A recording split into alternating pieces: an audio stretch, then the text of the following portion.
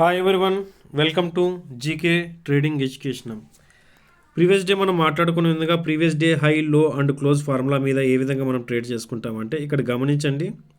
ఇది మనకు previous day high, అలాగే అది ప్రీవియస్ డే లో, అలాగే ప్రీవియస్ డే క్లోజ్ ఎక్కడైందండి. ఇంకొకసారి అన్నీ నీట్గా వేసి చూపిస్తున్నాను, ఎందుకంటే అర్థం అవ్వడానికి ఈ విధంగా అన్నమాట. సో ఒకే కలర్ అయినా పెట్టుకుందాం, లేకుంటే వీటికి కలర్స్ చేంజ్ చేద్దాం. ఓకేనండి, వీటికి బ్లాక్ కలర్ అప్లై చేద్దాం, ఈ యొక్క కలర్కి మనము రెడ్ కలర్ అప్లై చేద్దాం, దీనికి గ్రీన్ కలరే ఉండిద్దాం. ఇప్పుడు చూడండి, మార్కెట్ ఓపెన్ అయినాక సెన్సెక్స్ ఏమైంది, ప్రీవియస్ డే హైకి కరెక్ట్గా ప్రీవియస్ డే హైకి ఎబో ఓపెన్ అయ్యి డౌన్ సైడ్కి ర్యాలీ అవుతూ కరెక్ట్ ప్రీవియస్ డే హైని రెస్పెక్ట్ చేసి మళ్ళీ అక్కడి నుంచి అప్ సైడ్కి మూవ్ అయింది. ఈ విధంగా ప్రీవియస్ డే హై, లో, క్లోజ్ ఇక్కడ స్టాప్ లాస్ అనేది చాలా చిన్నగా ఉంటుంది. ఎప్పుడైతే ఈ యొక్క ప్రీవియస్ డే హైకి డౌన్ సైడ్కి వచ్చి ఈ విధంగా ఇక్కడ గమనించండి, ఇక్కడ ప్రీవియస్ డే హైకి డౌన్ సైడ్కి ఈ విధంగా వచ్చి ఇక్కడ క్లోజ్ అయింది అని కన్ఫర్మేషన్ వస్తే ఇక్కడ మనం ఎక్సిట్ అయిపోవచ్చు. అంటే ఎస్ఎల్ చిన్నగా, ప్రాఫిట్ అనేది చాలా పెద్దగా ఉంటుందండి.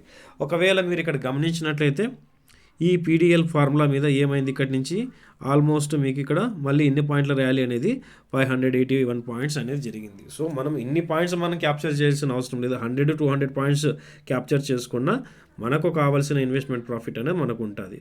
సో ఇది ఎటువంటి బయర్ సెల్ రికమెండేషన్ అయితే కాదు, ఇది ఒక సబ్జెక్ట్ అండి. ఈ సబ్జెక్టుని నేర్చుకోండి, రిస్క్ తక్కువ, రివార్డ్ ఎక్కువగా ఉండే సబ్జెక్టు.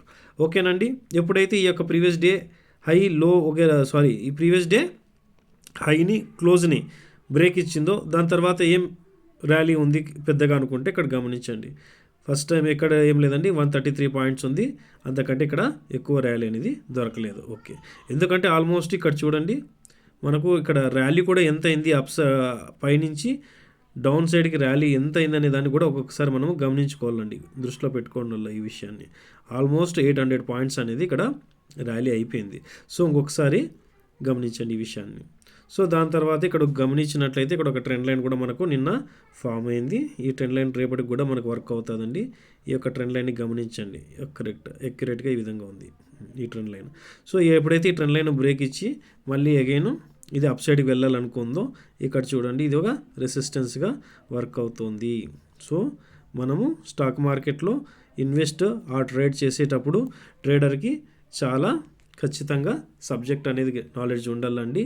ఎన్నో రకాల ఫార్ములాలు అనేది అతనికి తెలిసిండల్లా, లేదా స్ట్రాటజీ గురించి తెలిసిండల్లా, ట్రెండ్ లైన్ అంటే ఏంటి, క్యాండిల్స్ అంటే ఏంటి, క్యాండిల్స్ ఎలా క్లోజ్ అవుతుంది, ప్యాటర్న్ ఏం ఫామ్ అవుతుంది, హెడ్ అండ్ షోల్డర్ అవుతుందా, ఎం ప్యాటర్న్ అవుతుందా, డబ్ల్యూ అవుతుందా, స్ట్రాంగ్ సపోర్ట్ ఏంటి, స్ట్రాంగ్ సపోర్ట్ని డౌన్ సైడ్కి బ్రేక్ ఇస్తే ఏ విధంగా ఫాల్ ఉంటుంది, ఏది రెసిస్టెన్స్ అవుతుంది అనేసి. ఓకే ఫ్రెండ్స్, మనం చేస్తున్న ఈ వీడియో నచ్చినట్లయితే ఖచ్చితంగా సబ్స్క్రైబ్ చేయండి, మరింత మందికి షేర్ చేయండి. మనం చేస్తున్న వీడియోస్కి వ్యూస్ అయితే బాగానే వస్తున్నాయండి, అందుకు చాలా చాలా థ్యాంక్స్ అందరికీ. బట్ సబ్స్క్రైబ్ చేయడం మాత్రం మర్చిపోతున్నారు. చూస్తున్న వాళ్ళు ఎప్పుడైనా కానీ దయచేసి మీరు సబ్స్క్రైబ్ చేయండి. మీరు సబ్స్క్రైబ్ చేయడం వల్ల మన ఛానల్ గ్రో అవుతుంది, మరింత మందికి రీచ్ అవుతుంది. ఓకే ఫ్రెండ్స్, జై హింద్.